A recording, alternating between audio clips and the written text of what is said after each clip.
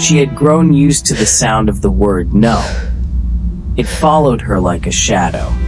It was in the job rejection emails that began with polite sentences and ended with silence. It was in the way people raised their eyebrows when she spoke about her dreams. It was in the sighs of relatives who thought they were being practical when they told her to stop trying and accept her fate. For a long time, she believed them.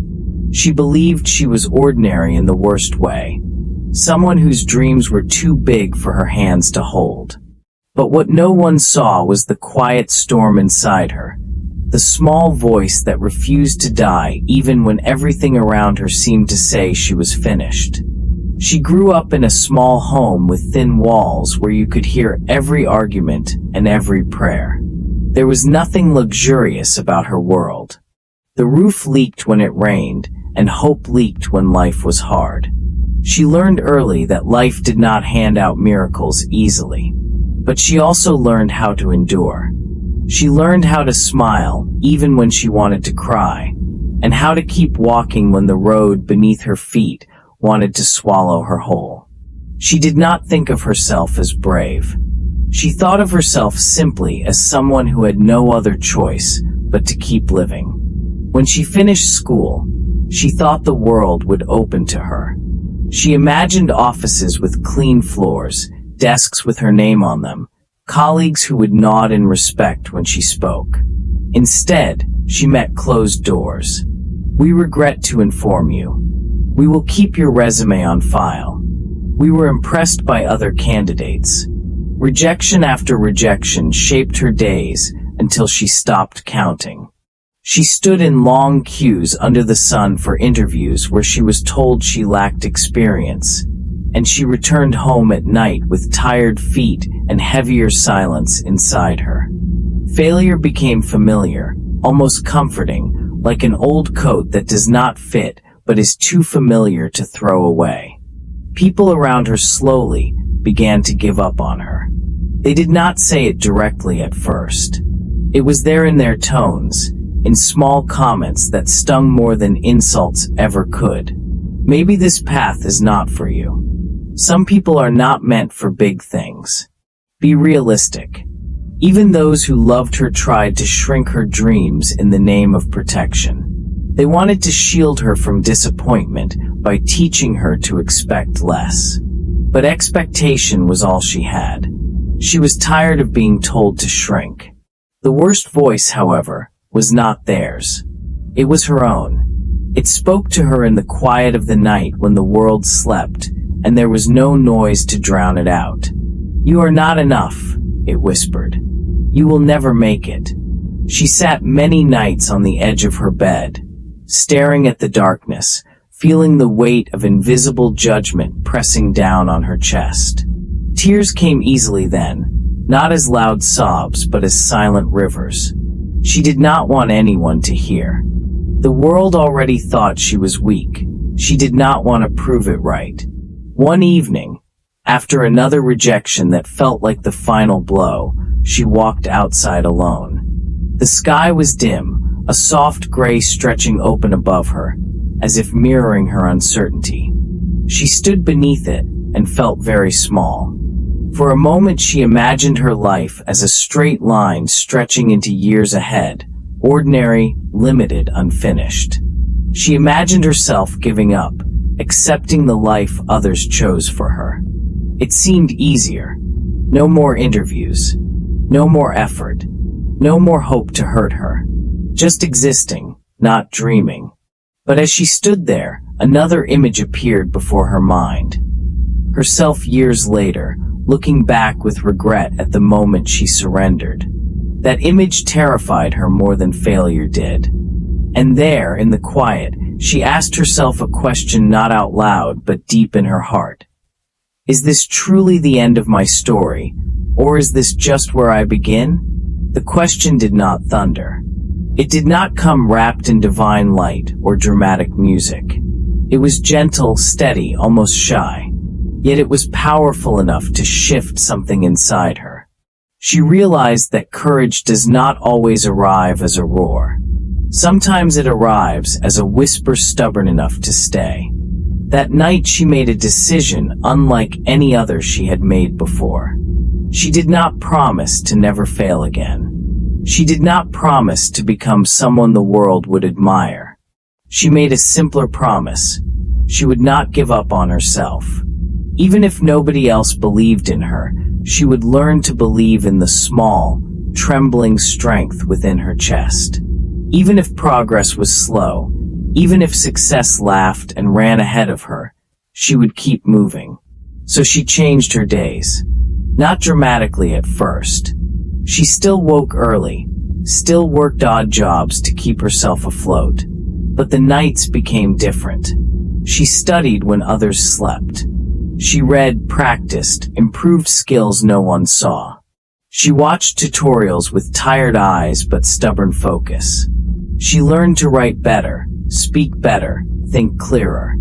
Each night was a small rebellion against the voice that told her to quit. There was no applause. There were no witnesses. There was just a woman refusing to surrender. The path did not suddenly become easy. There were mornings she woke up exhausted, questioning everything. There were days she felt like all her effort was invisible, like shouting into a vast empty space. Some dreams still collapsed. Some attempts still failed. She cried sometimes, in bathrooms, in quiet corners, into her pillow where the fabric absorbed the sound. But after every breakdown, something surprising happened. She stood up again. Not because she was strong in the way movies show strength, but because some part of her refused to stay down. Slowly, the world began to change, not because it became kinder, but because she did. She walked into interviews with a steadier voice. She began small projects again, not from desperation this time, but from belief in her ability to grow. She did not chase perfection. She chased progress. When she failed, she adjusted instead of collapsing. When she fell, she learned to treat herself not with shame, but with patience. Failure became a teacher rather than a verdict. And then one day, a message arrived that looked like all the others she had once feared. She almost braced herself for disappointment, but when she opened it, the words were different. It was not another rejection. It was an offer. A place that had once discarded her now welcomed her. It was not magic. It was persistence finally meeting opportunity. Her hands shook as she read it again and again, not because of the job alone, but because of what it represented. Proof that her effort was not pointless, that her belief in herself had not been foolish after all. But the story did not end there. As she continued to work, learn, and grow, she discovered something deeper than success. She discovered that the true victory was not the position she gained or the income she earned. The real victory was the transformation that had happened inside her. She was no longer the woman who listened to every voice that tried to shrink her.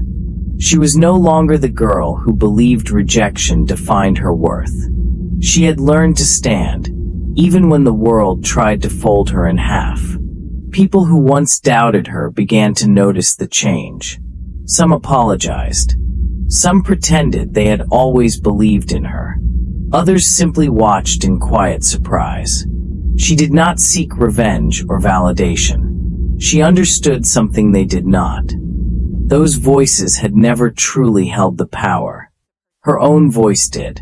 And now it was strong, clear, grounded not in arrogance, but in hard-earned self-respect.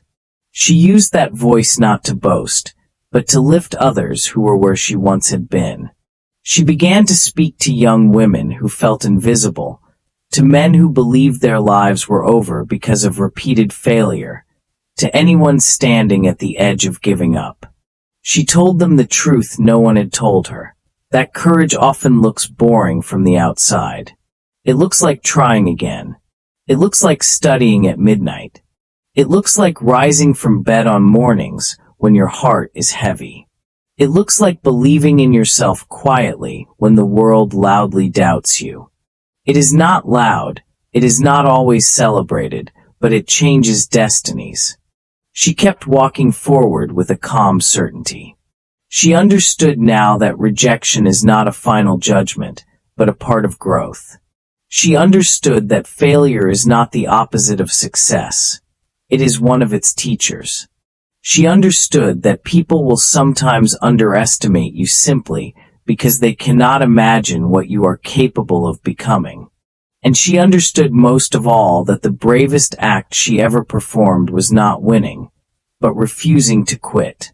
And so her story continues, not as a fairy tale where everything is suddenly perfect, but as a real life where challenges still come and courage keeps meeting them. She is proof that the world may count someone out, but that person can still count themselves in. She is proof that valor is not only found on battlefields or in dramatic rescues. Sometimes valor is found in ordinary rooms, in tear-stained pillows, in tired eyes that still choose to face another day. If you are listening to this and you feel rejected, unseen, or underestimated, know this. Your story is not over. You are not behind. You are becoming. Courage may not roar inside you every day. It may arrive only as a whisper saying, "Try again tomorrow." But that whisper is not small. That whisper is the voice of valor, your own.